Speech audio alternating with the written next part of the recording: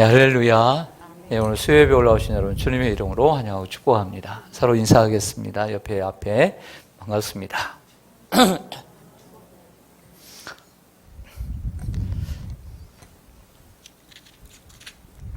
네, 오늘의 주제는 순종과 소통이라는 제목으로 말씀을 드리려고 합니다.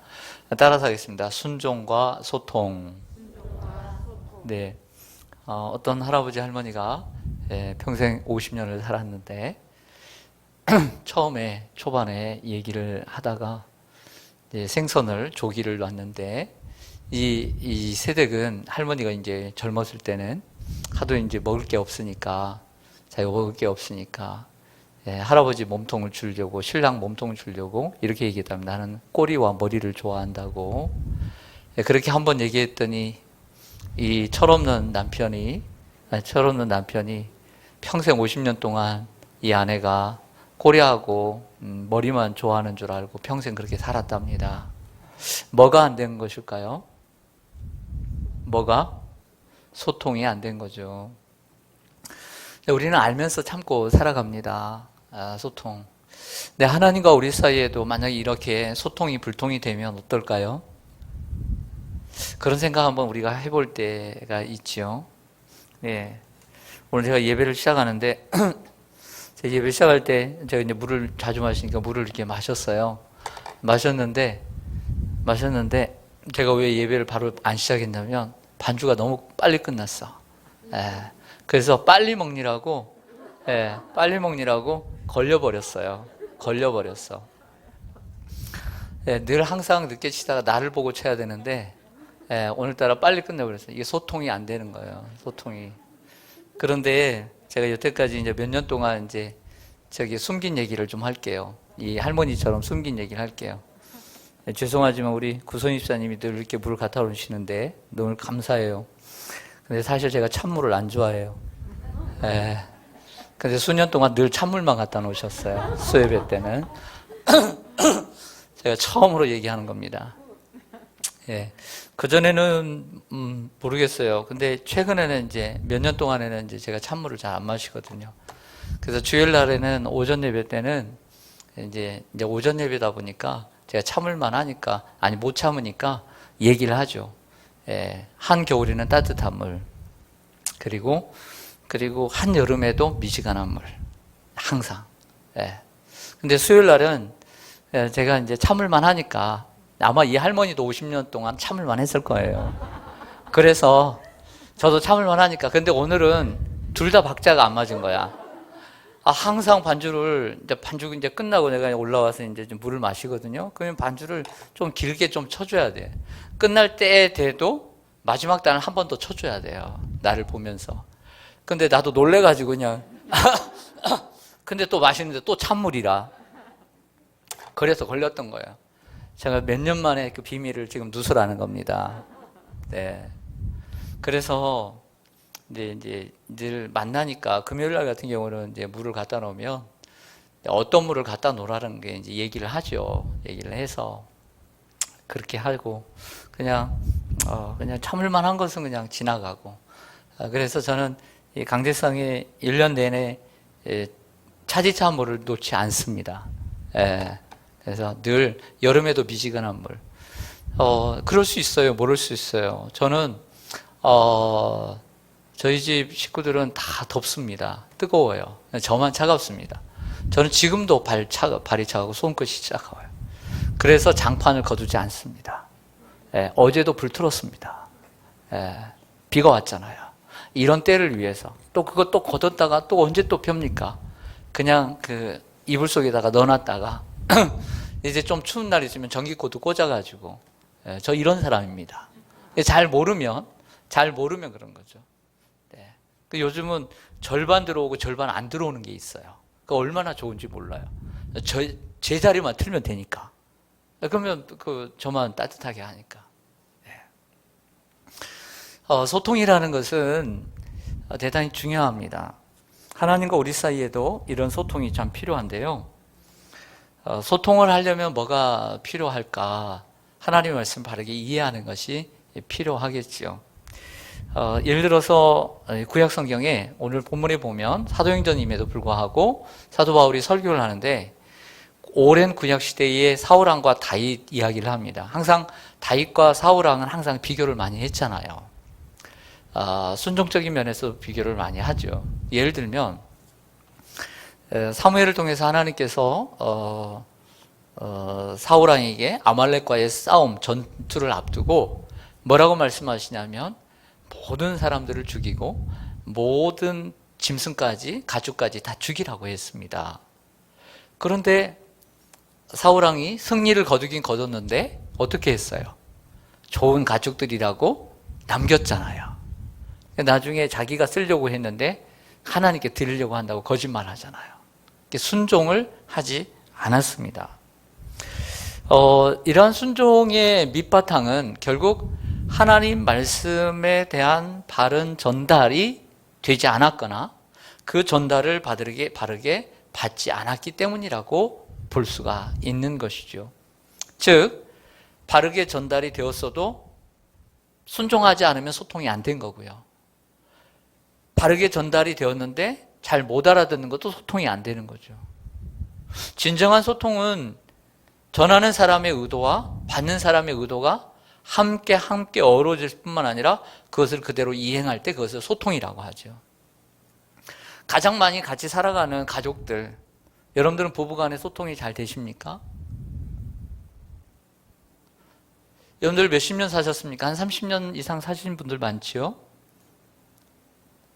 언제 우리가 답답합니까? 부부간에 아무리 살아도 한 이불을 덮고 살아도 소통이 되지 않을 때 가장 답답한 경우들이 많습니다.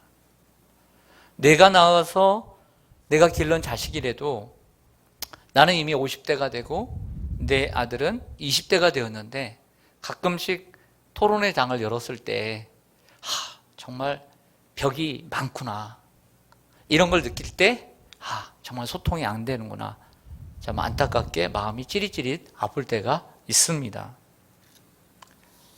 그러나 반대로 세대 차이가 나도 뜻을 잘 알고 그 자녀가 20대의 자녀가 부모의 말을 잘 알아듣고 행동으로 옮기면 그 소통을 통해서 얼마나 마음이 기쁘고 즐겁습니까?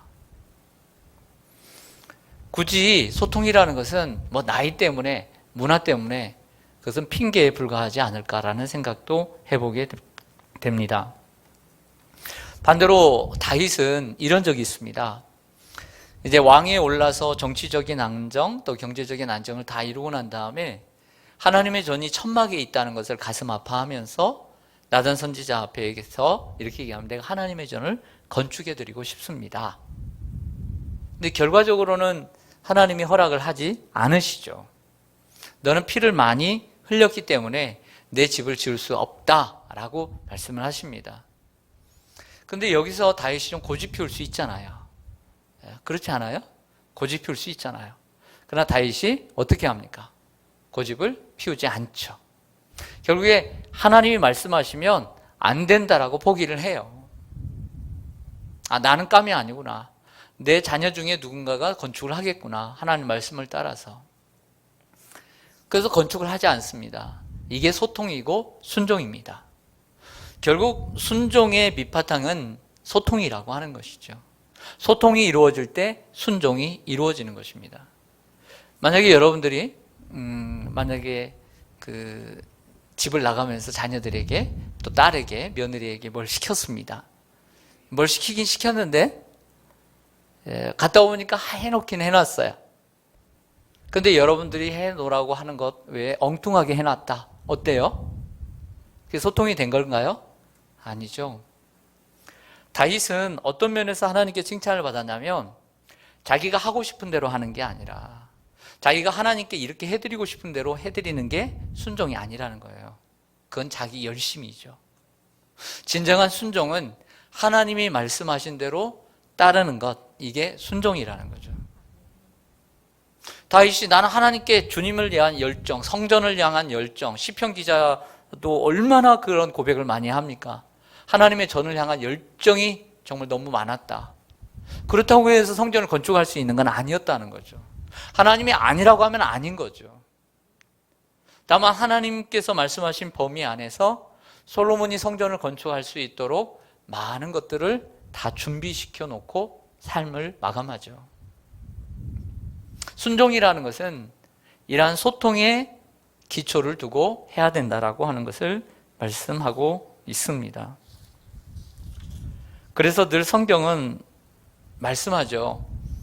사울은 하나님께 불순종함으로 하나님의 말씀을 어김으로써 기도하지 않음으로써 하나님께 버림을 받았다 라고 말씀합니다. 오늘 말씀을 좀 잠깐 더 보실까요? 잠깐 보시면 오늘 말씀을 좀 보겠습니다. 사도행전 13장 21절 22절을 보시면 그 후에 그들이 왕을 구하거늘 하나님이 베냐민 지파 사람 기스의 아들 사울을 40년간 주셨다가 패하시고 다윗을 왕으로 세우시고 증언하여 이르시되 내가 이새의 아들 다윗을 만나니 내 마음에 맞는 사람이라 내 뜻을 다 이루리라 하시더니 무엇을 이루어요? 내 뜻을 이루었다라고 하는 거죠. 오늘 이 짧은 말씀 속에서 우리가 이렇게 생각할 수 있습니다. 첫째, 역사의 주관자는 하나님이시다. 하나님이 세우시고 하나님이 패하시잖아요. 역사의 주관자는 하나님이시다. 두 번째, 하나님께서는 자신의 뜻을 사람을 통해 일하신다. 사람을 통해서 언제나 일하신다. 세 번째는 하나님께서는 사람에게 먼저 뜻을 알려주신다. 네 번째는 하나님의 뜻대로 순종하면 하나님의 뜻이 이루어진다. 다섯 번째는 결국 우리가 하나님께 쓰임을 받으려면 하나님의 뜻을 알고 순종해야 한다. 이렇게 말할 수가 있습니다. 결국 우리는 하나님의 음성을 잘 알아듣는 것이 필요합니다. 하나님께 대한 순종이란 하나님의 주권, 하나님의 통치권, 지배권을 인정하는 것입니다. 하나님의 주권을 인정하는 거죠. 주권이 내게 있는 것이 아니라 하나님께 있으므로 하나님이 말씀하신 대로 순종해 가는 것. 이게 순종이고 소통입니다. 자, 기도도 마찬가지입니다. 여러분, 우리가 이제 신앙생활하면서 기도에 대해서 많이 배우잖아요. 기도는 뭐죠? 기도의 가장 기본적이고 핵심적이고 본질적인 게 뭘까요? 하나님께서 우리에게 기도를 주신 이유 많이 있죠? 우리는 보통 하나님과의 대화라고 얘기를 합니다. 이게 가장 기본적인 겁니다. 그 다음으로서는 우리가 위기와 삶의 고난을 당할 때 하나님 앞에 도움을 구하는 도구로서 쓰임을 받게 되죠. 근데 기도의 가장 기본적이고 핵심적이고 본질적인 것은 하나님과의 소통입니다. 하나님과의 대화입니다. 대화를 통해서 하나님과 친밀감을 갖게 하는 것이죠. 기도를 통해서 내 뜻을 이루고 기도를 통해서 내 꿈을 이루는 것은 부차적인 것입니다. 이런 면에서 보면 기도는 굳이 길 필요는 없어요. 길이보다는 내용이 더 중요하다고 할 수 있어요. 길이가 중요하지 않다는 얘기는 아닙니다. 그러니까 길이보다는 빈도수가 더 중요하다, 이렇게 볼 수가 있어요. 기도는 길이보다는 빈도수가 더 중요하다라고 볼 수 있는 거죠. 예를 들어서 어떤 아이가 자녀가 여러분들에게 와서 한 달에 한 번, 두 달에 한 번 와가지고 여태까지 못한 얘기를 1년에 한두 번씩 와가지고 여러분들에게 몇 시간을 얘기하는 것도 좋죠. 엄마, 나에게 이런 일이 있었어. 이것도 소통이 되지만 더 좋은 소통은 자주 이야기하는 것이 소통에 좋지 않을까요? 네, 그래서 기도는 길이보다는 빈도수가, 그러니까 사도 바울이 어떻게 기도했어요? 쉬지 않고 기도했어요. 또 다른 말로 무시로 기도하라고 얘기를 하는 거죠. 그런 면에서 보면 형식보다는 내용이 중요하죠. 형식보다는 내용이 중요해요. 그런 면에서. 왜? 기도의 본질이 소통이니까. 하나님과의 교제니까. 그리고 기도는 위선적인 것. 위선적인 것보다는 진실적인 것이 좋은 거죠. 그 성경 시편 기자는 뭐라고 하냐면 진실되게 구하는 자에게 가까이 하신다. 그래서 기도는 위선적인, 남에게 보이려고 하는 기도보다는 진실된 기도가 더 중요한 거죠. 그리고 또한 기도는 자기의 뜻을 구하는 것보다 하나님의 뜻을 구하고 나아가는 것이 더 중요한 거예요. 예수님께서 내 뜻대로 하지 마옵시고 아버지의 뜻대로 하옵소서. 그러니까 기도의 핵심을 두고 보면 하나님과의 교제와 소통, 대화니까 여기에 맞춰서 본다면 결과적으로 길이보다는 빈도수가 더 중요하다. 형식보다는 내용이 중요하고 위선적으로 남에게 보이게 하는 기도보다는 하나님만을 바라보고 하는 진실된 기도가 더 중요하고 자기의 뜻을 구하는 기도보다는 하나님의 뜻을 구하는 기도가 되어야 된다. 이것이 바로 하나님이 우리에게 주신 기도를 우리가 바르게 활용하는 것이고 그리고 그것이 하나님과의 소통의 길이라고 할 수가 있습니다. 결국 사울은 역대상 10장 13절과 14절에 보면 사울이 죽은 것은 여호와께 범죄하였기 때문이라. 그가 여호와의 말씀을 지키지 아니하고 또 신접한 자에게 가르치기를 청하고 여호와께 묻지 아니하였으므로 여호와께서 그를 죽이시고 그 나라를 이새의 아들 다윗에게 넘겨주셨더라. 그랬습니다. 결국 사울의 묘비명은 여호와께 묻지 아니하고 자기 마음대로 산 사람. 다윗의 묘비명은 하나님의 뜻을 따라 섬긴 사람. 이렇게 요약할 수가 있다고 봅니다. 제가 주일에도 우리 이제 교회가 지상교회는 전투적인 교회다. 사회적인 설교를 좀 오래간만에 했습니다. 화도 나고요. 그리고 한 번씩은 사회적인 설교를 좀 해야 되겠다는 생각이 들어서 했는데 바울의 얘기를 했습니다. 사도 바울이 정말 열심히 있는 율법주의자고 그리고 성경에는 능통한 사람이었습니다. 근데 예수님이 죽고 난 다음에 예수님을 믿는 성도들과 교회들을 박해하고 다녔습니다. 예루살렘 교회가 스데반이 죽고 예루살렘 교회가 풍지박산 나니까 사도들을 빼놓고는 다 흩어졌거든요. 그러니까 쫓아가면서 사람들을 죽였습니다. 얼마만큼 열정이 있었으면 수백 킬로 떨어진 다메섹, 시리아의 수도 다메섹까지 가서 그 흩어진 예루살렘 성도들을 잡아서 예루살렘으로 데려오려고 대제사장에게 그 증명서를 써달라고 할 정도로 아주 그 살기가 대단했던 사람이었습니다. 그런데 이런 사울이 다메섹 도상에서 예수님을 만남으로 변화가 되잖아요. 그러면서 자기만 눈이 어두워지잖아요. 그래서 자기만 또 주님을 보게 됩니다. 육신의 눈은 감겼지만 영안이 열려가지고 주님을 만나게 되죠. 뭐라고 하시냐면 주님께서 사울아 사울아 내가 어찌하여 나를 박해하느냐 이렇게 묻죠. 그럴 때 사울이 뭐라고 얘기하냐면 주여 누구십니까? 라고 대답을 합니다. 그러자 이렇게 대답을 다시 하시죠. 나는 내가 박해하는 예수라 이렇게 얘기를 합니다. 그러면서 그 다메섹으로 들어가서 잘 아시는 대로 다메섹에 들어가자마자 그가 변화되어 가지고 3일 만에 아나니아에게 안수를 받고 눈이 띄어져서 변화되어서 다메섹에 들어가서 뭐라고 외치냐면 예수가 하나님의 아들이에요. 메시아라고 외쳤다라고 성경은 분명히 말을 하고 있습니다. 그런데 이러한 사실 바울이 이제 주 30년에 예수님을 만나서 주 65년에 빠르면 35년, 65년에 생을 마감합니다. 네로에서 이제 그 죽음을 당하게 되는데 아마 그 앞에 10년 정도는 한 20년 정도는 많은 자기의 연단의 시간을 많이 갖습니다. 그러다가 하나님께 쓰임을 받게 되죠.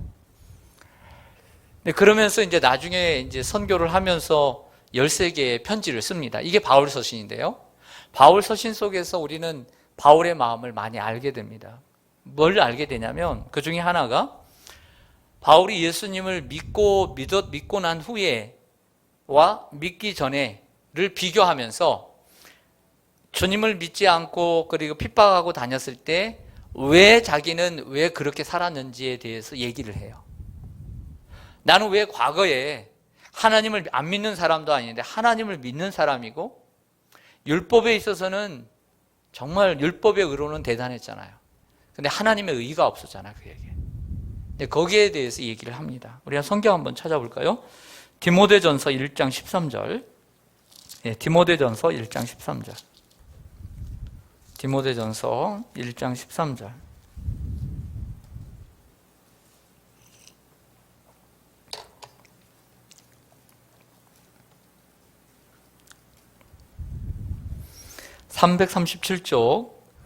(337쪽) 디모데전서 1장 13절 우리 같이 한번 읽겠습니다. 시작. 내가 전에는 비방자요 박해자요 폭행자였으나 도리어 긍휼을 입은 것은 내가 믿지 아니할 때에 알지 못하고 행하였음이라. 아멘.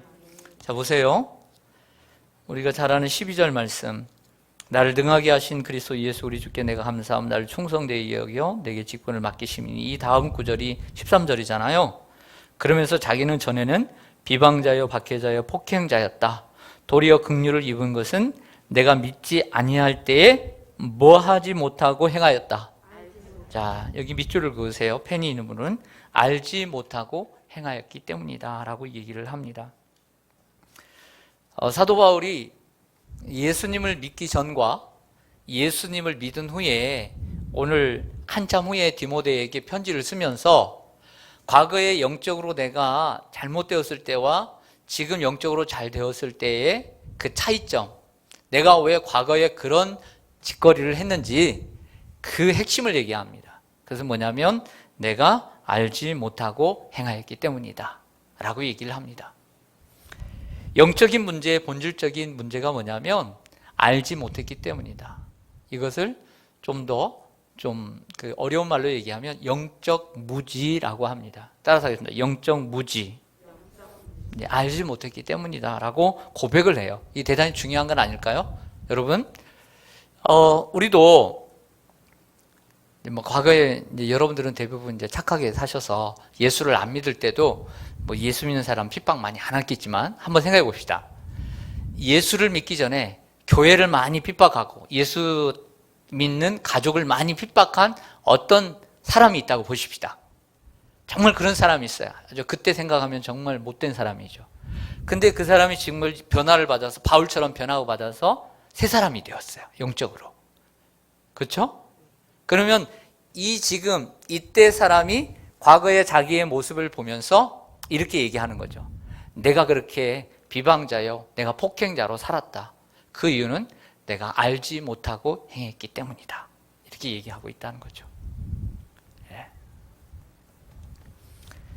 로마서 10장을 한번 찾아볼까요? 로마서 10장.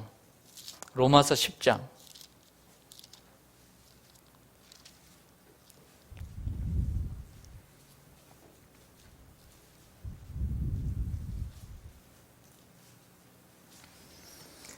로마서 10장 2절을 보시면요. 253쪽입니다. 253쪽 로마서 10장 2절 같이 읽겠습니다. 시작. 내가 증언하노니 그들이 하나님께 열심히 있으나 올바른 지식을 따른 것이 아니니라. 아멘. 내가 증언한다 그랬습니다. 마치 법정에서 증언하는 것처럼 얘기합니다. 그들이 하나님께 열심히 있으나 그들이 누굴까요? 1절에 얘기하는 이스라엘입니다. 유대인들을 얘기하는 겁니다. 유대인들이 하나님께 뭐가 있어요? 열심히 있어요. 원래 이 과거에 있던 열심은 누가 가지고 있었던 열심이죠? 그렇죠. 사도 바울이 과거에 가지고 있었던 열심이죠. 근데 사도 바울이 변화가 됐는데도 과거에 자기가 가지고 있었던 그 열심, 유대인들이 가지고 있었어요. 그러면서 이렇게 얘기합니다. 하나님께 열심히 있으나 올바른 지식을 따른 것이 아니니라. 올바른 지식을 따른 것이 아니니라를 다른 말로 얘기하면 알지 못하기 때문이라. 이렇게 말할 수가 있겠죠. 즉 유대인들이 하나님을 위해서 열심은 가지고 있지만 하나님을 위한 것이 아니라 자기의 의를 내세운 결과였다라고 하는 것이죠. 결국 하나님께 대해서 열심은 있지만 하나님의 의에 복종하는 것이 아니라 결국에는 올바른 지식을 따른 것이 아니라 자기의 의를 따르고 율법의 의를 따르는 사람이었다라고 지적을 하고 있는 것입니다. 이거 되게 무서운 지적입니다. 당시 유대인들에게 되게 무서운 지적입니다. 바울이 그리고 유대인들이 과거에 뭘 몰랐을까요? 뭘 몰랐을까요? 내가 알지 못하고 행함이라. 그러면 우리 일반적으로 생각할 때 성경을 몰랐기 때문이다 라고 말할 수 있을까요? 아니죠. 사도 바울은 뭘 잘 알았어요? 성경을 잘 알았죠. 그러니까 성경을 몰랐다라고 말하기에는 부족하단 말이에요.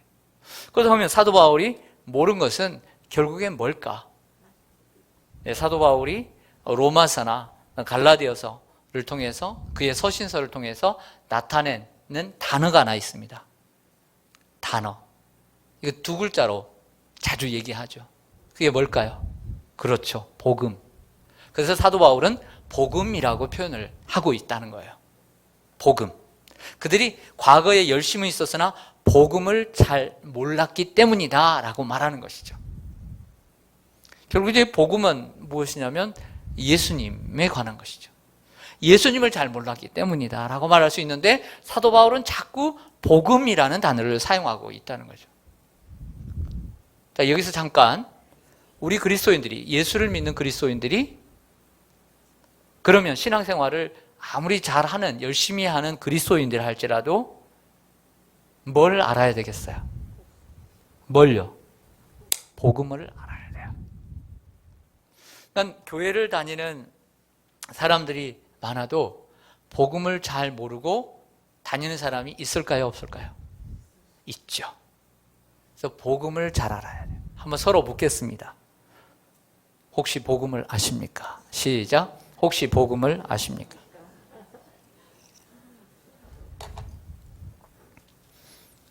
웃음이 대답은 아니죠? 네. 그러면 좀 더 한 진도 더 나갈까요? 자, 옆에 분에게 복음을 설명해 주세요. 네. 복음은 설명해야 되는 거예요.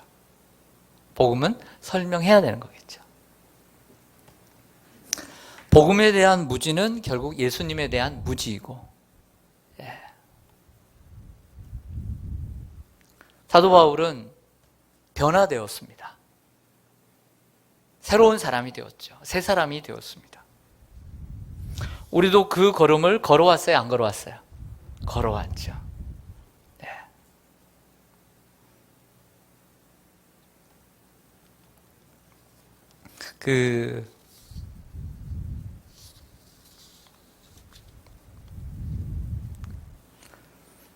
어젠가요? 어제 신방을 갔는데 오래간만에 등록 신방을 했어요. 한 할아버지였는데 연세가 84세예요. 84세인데 등록 신방을 했어요. 그래서 오래간만에 등록 신방이라 설레었어요. 또 그분이 세례도 안 받았다고 해서 설레었어요. 야, 이 한 분이 늙어서 예수를 믿었는데 정말 예수를 제대로 믿고 구원받고 천국 백성 되도록 됐으면 좋겠다. 이런 마음을 가졌어요. 그리고 교회에 나오는 것을 무척 좋아하신대요. 전사님도 잘 섬기고 구역장님이 또 잘 섬겨서 교회에 나오신 거 무척 좋아요. 근데 이제 교회에서만 보다가 이제 막상 이제 차를 타고 이제 방에 들어갔어요. 여러분들 상상하시는 대로 옛날 주택에 보통은 반 지하에 사시거나 혹은 2층 201호, 202호 거기에 사셔요. 다행히 202호에 사시더라고요. 다 느낌 아시죠? 네. 그런데 이제 그런 방도 요즘은 방 2개입니다. 방 2개예요. 옛날에는 방이 원래 하나짜리도 많은데 그 뒷방하고 터가지고 2개짜리도 많아요. 다 살아봐서 다 알아요. 근데 예배를 드리려고 하니까 막히는 게 있더라고요. 잘 안 들리셔. 철렁하대요. 야, 이거 오늘 순탄하지 못하겠는데? 이런 생각이 들었어요.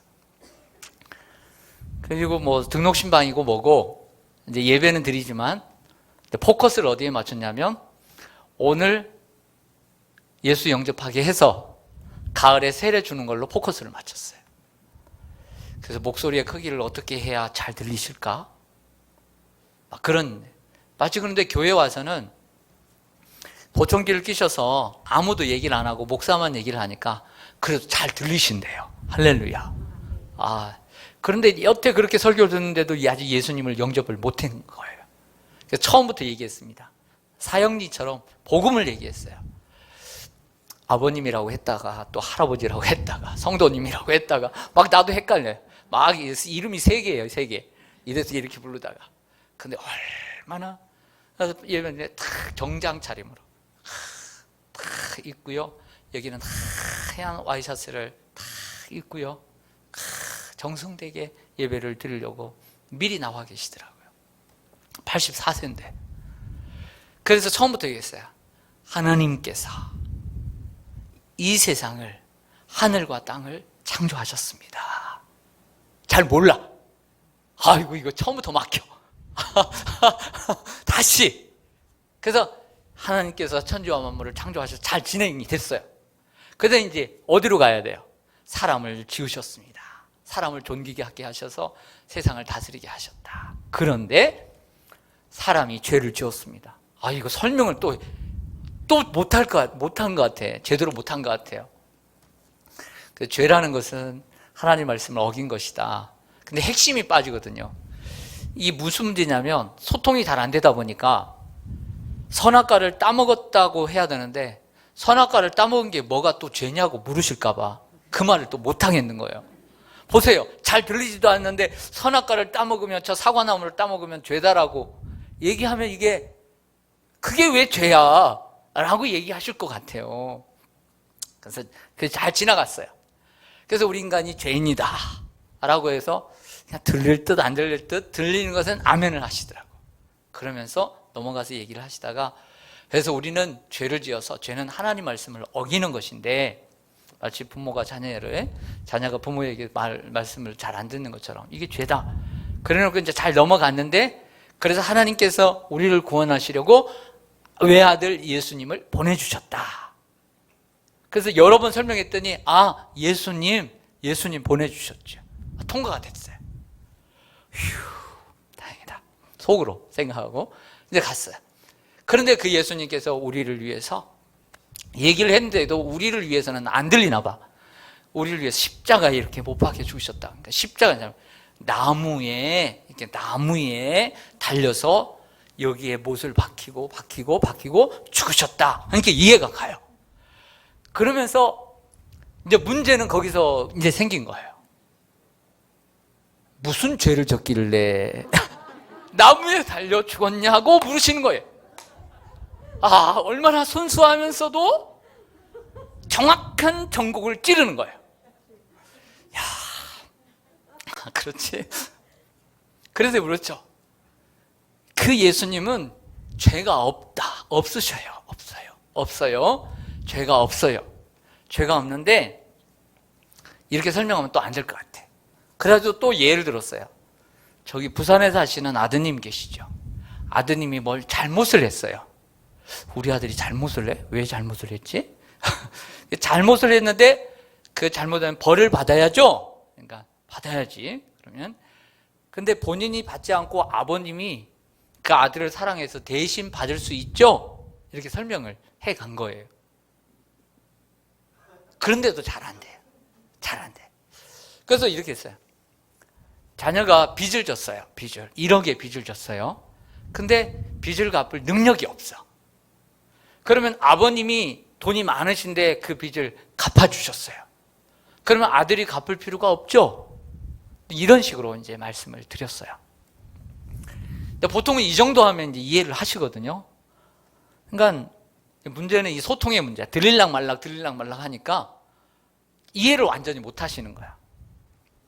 이제 그냥 넘어갔어요. 넘어가서 우리가 죄를 지어서 예수님께서 대신 십자가에서 죽으시고 그 형벌을 대신 받으셔서, 그래서 그게 대신이라는 말이 안 돼요. 그래서 헌금봉투 뒤에다가 쓸 데가 없어가지고 뒤에다가 대신 이렇게 썼어요. 예수님을 위해서 대신 죽으셨어요. 그랬더니 대신, 그때서 이해를 하시는 거예요. 이제 좀 풀리려나 생각을 했어요. 안 풀려요. 우리가 죄를 지어서 영원히 죽으니까 우리가 무슨 죄를 졌냐고. 또 처음으로 가는 거예요. 처음으로 가는 거예요. 우리가 무슨 죄를 졌냐고. 근데 환장하지 않았어요. 왜냐하면 이건 정말 그냥 넘어가서는 안 되는 중요한 진리이기 때문에. 이 할아버지는 너무 중요한 질문, 핵심적인 질문만을 남겨놓고 계신 거예요. 너무나 중요한 질문이에요. 이 질문이 누구의 질문이었냐면 바울의 질문이었어요. 신명기 21장 23절에 보면 율법에 능통한 바울이 예수님을 생각할 때 생각한 거예요. 진짜인가 가짜인가, 메시아일까 이단일까. 그런데 결국 예수가 나무에 달려 죽었어요. 신명기 21장 23절 보니까 나무에 달린 자마다 하나님께 저주를 받은 자라. 이 말씀 다 알고 있거든요. 결국에 단정을 지었어요. 나무에 달린 자는 하나님께 저주를 받은 자라 했으니까 죄가 있어서 죽었구나 하고, 저 사람은 이단이다, 이단의 괴수다라고 생각하고 그를 따르는 교회와 성도들을 핍박하기 시작했던 거예요. 이해가세요? 그 전에 예수님이 살아계실 때는 사도 바울이라는 인물이 나왔어요, 안 나왔어요? 안 나왔잖아요. 죽은 이후에 나왔잖아요. 근데 나중에 다메섹에서 예수님을 만나고 뭘 깨달았냐면, 아라비아로, 사우디아라비아 3년 사막으로 가서 또 깨달은 게 뭐냐면, 예수님이 이 할아버지가 얘기한 것처럼 무슨 죄를 지었어? 예수님이 죄가 있어서가 아니고 우리가 하나님께 지은 죄를 대신해서 저주를, 형벌을 대신 받으신 거예요. 이 진리를 바울이 깨달았습니다. 갈라디아서 3장 13절 한번 펴보시죠. 갈라디아서 3장 13절.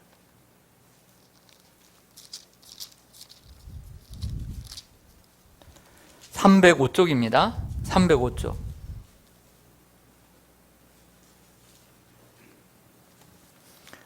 (305쪽) 갈라디아서 3장 13절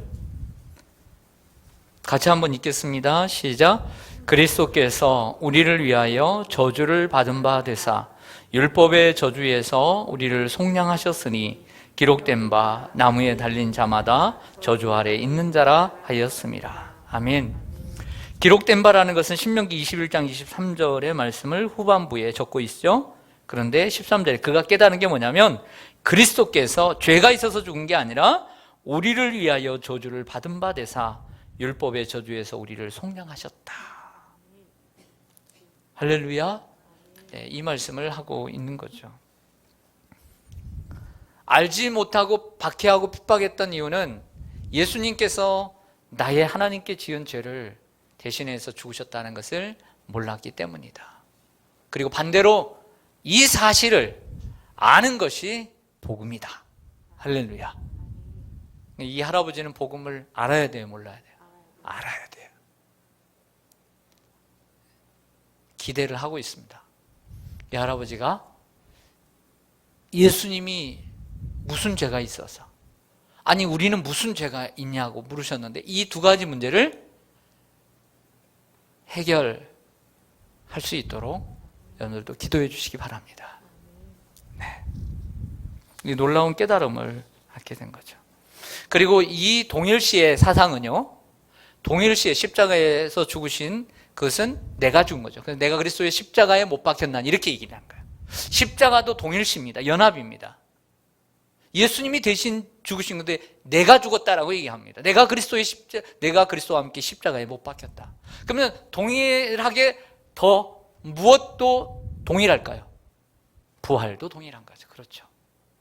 십자가의 죽음도 동일하면 부활도 동일한 우리의 부활이 되는 줄로 믿습니다. 이게 복음이라는 거죠. 소통의 또 한 가지는 이제 한두 가지만 얘기하고 마치겠습니다. 그 사도 바울이 고린도후서 12장에 보면 육체에 가시가 있었습니다. 얼마나 하나님 앞에 간절히 특별하게 기도했는지 3번을 기도를 했는데도 낫질 않았습니다. 그런데 무슨 병이라고 기록이 됐어요? 안 됐어요? 안 됐어요. 그러면 그 병이 어떤 병인가, 그게 중요하다는 거예요? 안 중요하다는 거예요? 그렇죠. 그게 중요한 게 아니라는 거죠. 그러면 뭐가 중요하다는 거예요? 내가 곧 약할 때 우리 그리스도께서 강하다는 것을 아는 것이 중요하다는 거죠. 할렐루야. 우리는 살아가면서 질병을 얻습니다. 아프기도 합니다. 병을 낫는 것도 하나님의 뜻이기도 하지만 병을 가지고 병을 달고 살기도 합니다.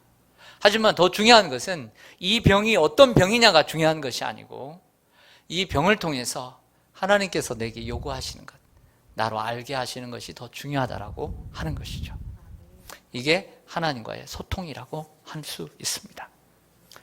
고린도후서 1장 8절과 9절 말씀 마지막으로 한번 찾아보죠. 고린도후서 1장 8절. 갈라디아서 바로 앞에 고린도후서 1장 8절 9절.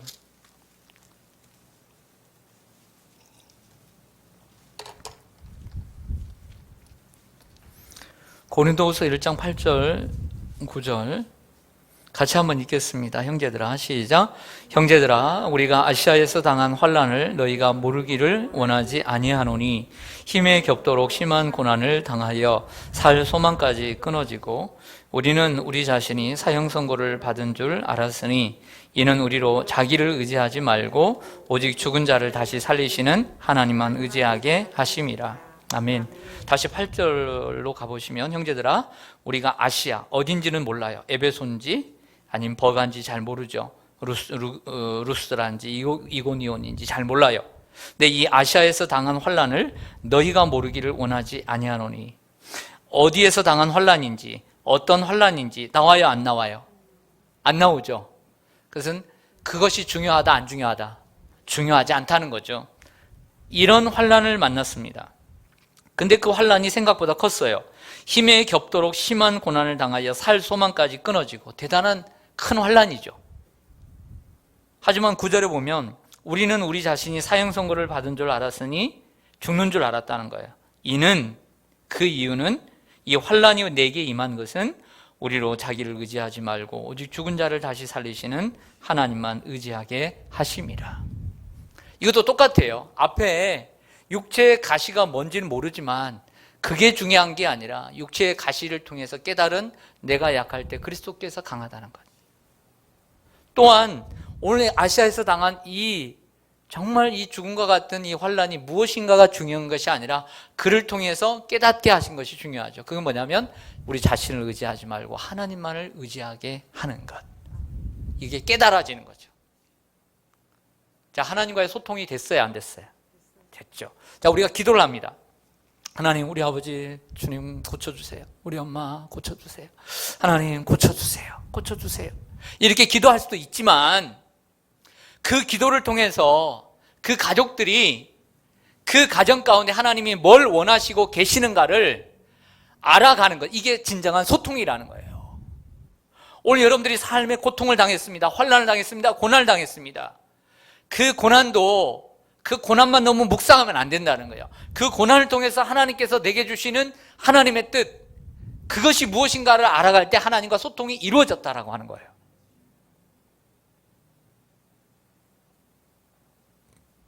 어떻게 여러분들은 작년에 올 상반기에 이런 아픔과 이런 삶의 어려움 속에서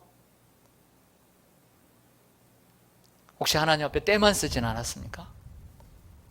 아니면 사도 바울처럼 그 질병과 고난 속에서 하나님의 뜻을 깨닫고 진정한 소통을 누리셨습니까?